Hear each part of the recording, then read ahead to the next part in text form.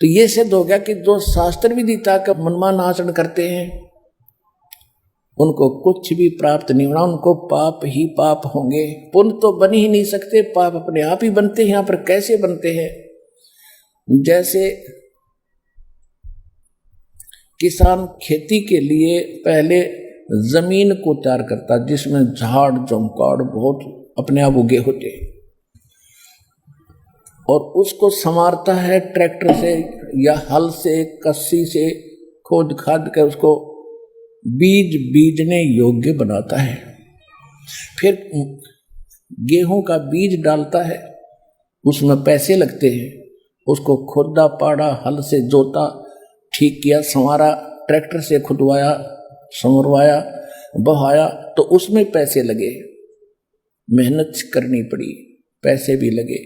फिर उसमें खाद डालना, पैसे लगे, पानी देना, पैसे लगे, मेहनत करनी पड़ी। तब जाकर के एक फसल मिली, कणक मिली, जिससे जीवन रक्षा हो सकती है। और अन्य ये घास, अड़ंगा, बोझड़े, खरपतवार बगैर बोए अपने आप ही हो जाते, उनको बोने की आवश्यकता नहीं पड़ती। इसी प्रकार जिस क्षेत्र में आप रह रहे हो काल के लोक में, या तो कदम रखने पर भी पाप लगता है। कहते पृथ्वी ऊपर पग जो धारे, करोड़ जीव एक दिन में मारे। ओहे, छोटे छोटे जीव हवा में भी होते हैं, फर्श पर भी होते हैं, मिट्टी में भी होते हैं, की चींटियां होती हैं, सूक्ष्म जीव जो दिखते नहीं वो भी घूमते हैं। खाना खाने में भी जीव हिंसा होती है, बनाने में भी होती है, खेती करने में भी जीव हिंसा होती है, कस्सी से काम करता मजदूर, उसमें भी पाप लगते हैं। तो पाप तो अपने आप हो रहे हैं, और पुण्य प्राप्ति के लिए शास्त्र अनुकूल साधना ही होती है, वो आपको प्राप्त नहीं।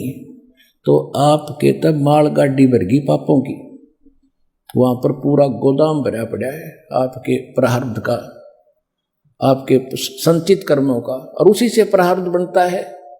तो आप ऐसे पाप ले लेकर यहाँ पर आए हो, पूरी गठड़ी बांध कर, और आज भोग रहे हो। किसी की हाथ कट गया, किसी की टांग कट गई, किसी को कैंसर हो गई, किसी का बेटा मर गया, कोई स्वयं दुखी है, रोगी है, किसी का कुछ हाल है। अब परमात्मा क्या करेगा? आपके पहले जब आपकी श्रद्धा बनाएगा, आपकी आस्था देखेगा। जब आपकी हृदय से आस्था मालिक में जुड़ जाएगी, फिर देखियो मालिक के कदम कदम पर चमत्कार देखना इस कबीर भगवान के।